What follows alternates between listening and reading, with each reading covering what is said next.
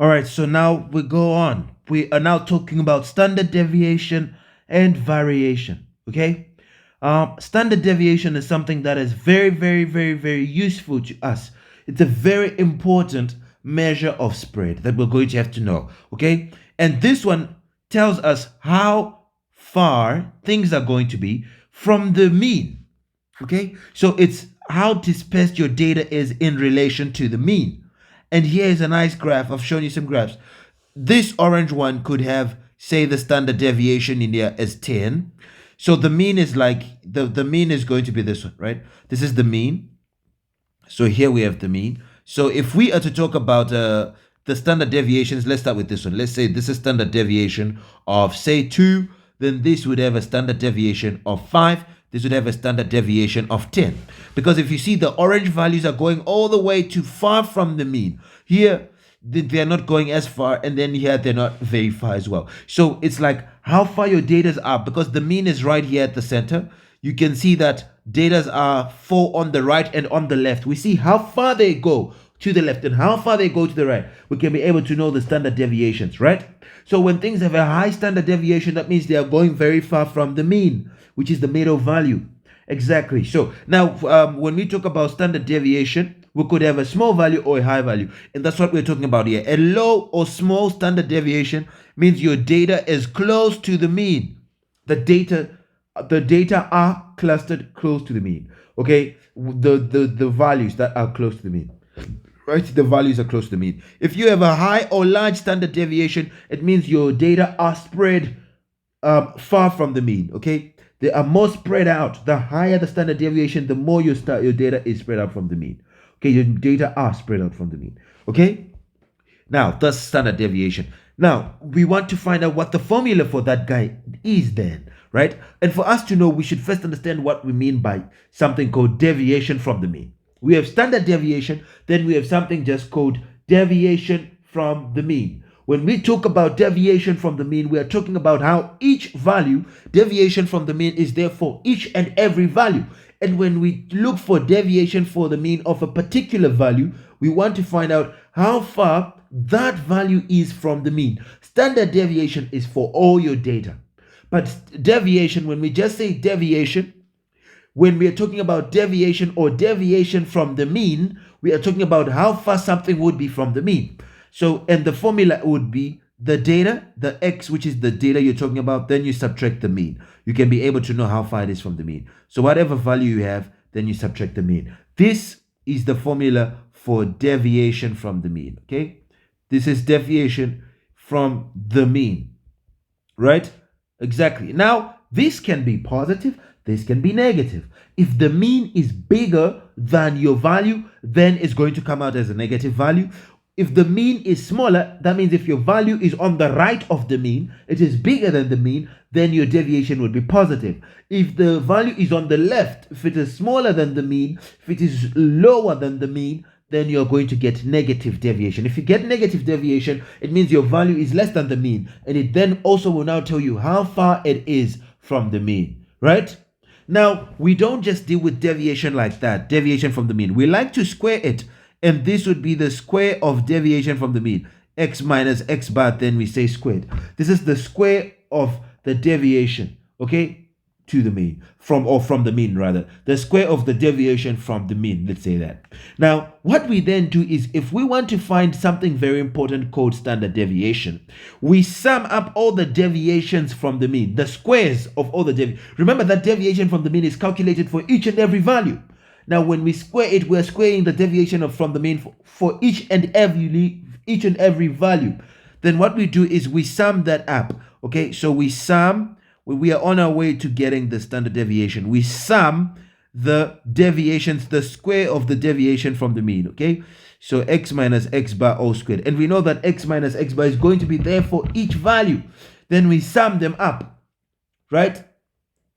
Now we sum them up. Then what do we then do? To then get the standard deviation, we just divide by the number of terms, then get the square root of that. So we can now say that standard deviation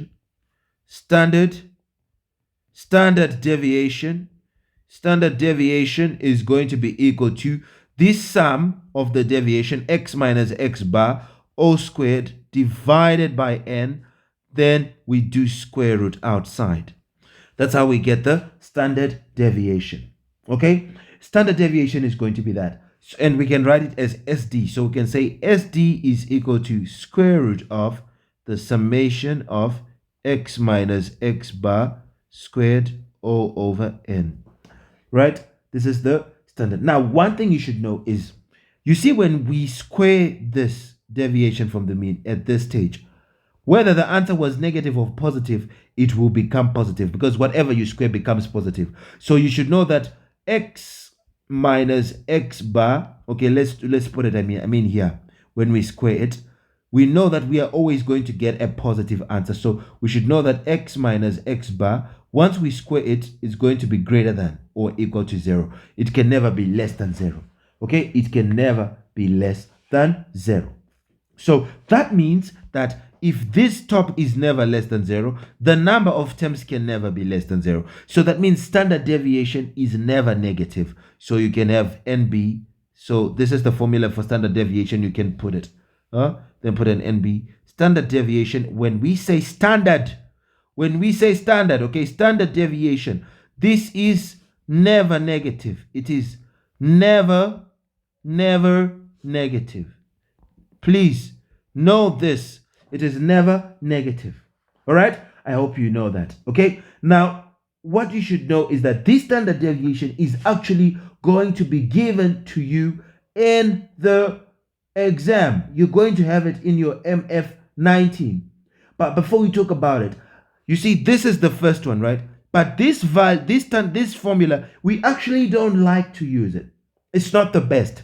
There is the one which we like to use, and it says standard deviation. I'll show you just now in MF19. This is going to be the square root of, we now say, look at what we say. We first sum up all the values when we square them. We take each value, we square it, then we sum all the answers, we divide by the number of terms. Then we subtract the square of the mean in the square root. This is the one we like to use, okay? This one, the first one, we actually like to call it the definition version. Then we don't use it, all right? We don't use it when we are doing questions, but this one, which is the one we use, we call it the calculation version, because it's the one we use in questions. It's the one we use in questions, okay? So never forget that. We will need to find the mean, then we'll find this whatever, because this mean, we can say that x bar will be equal to summation of x over n. We should get the mean, we square it, then here we'll square the values dividing by n. Now you say, how am I going to remember that? Look at where you're going to get it. Let's go to our MF19. We go to our MF19 because this is going to be right there. Here is standard deviation in our MF19. Here, okay, we are going to ignore the second one. We're just looking at this one, right? This is the standard deviation. We use it when we don't have a frequency distribution, okay? It's like the mean, It's like our mean. The first mean, we know that we use it when there is no frequency distribution. So again, this is when we have no table for frequency, right? No frequency distribution. We don't have the table. We are going to use these formulas. And which one do we use? We use this one. Okay, but this one, remember that you are going to need to get the mean first, which you're going to get it this way. So we will get the mean, we square it. We'll do this calculation at the end, subtracting the mean, the square of the mean. We'll do it at the end. But we're going to do the sum of the x squareds, then divide by n, that value. Then we will subtract, then we'll do the square root. This is for standard deviation. Now, one thing you must then know is that when we talk about variance, variance would now be equal to standard deviation, okay, SD, standard deviation all squared. Okay, so it will be this thing which has a square root all squared, which means the square root will just go and you have summation of x squared over n minus x bar all squared. This is how we'll get variance, okay? I'm sure you'll be able to get it. This is how we're going to get the variance. We square the standard deviation. We know how to get the standard deviation, right?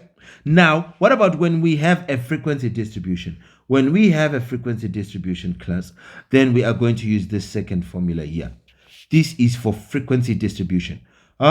You just come to MF19, you use it. This is for frequency distribution. That's what we're going to use to find the standard deviation. What can you see that changes? We're just going to have similar stuff. We are going to use this second one. Remember, the one we actually use is the second one, is the calculation version. We're going to use it. We'll see how to use it. But this is the second one. This first one, we're not going to use it. And this one, we're not going to use it. We'll use these second ones, okay? And we'll be able to find all the things that we want. Remember, we will be able to get mean. We should be able to get it using this formula. And that's it. So this second one, we use it when we have a frequency distribution. When we now have a frequency distribution, whether it is grouped or ungrouped. Okay? And that's it. Okay? Bye for now.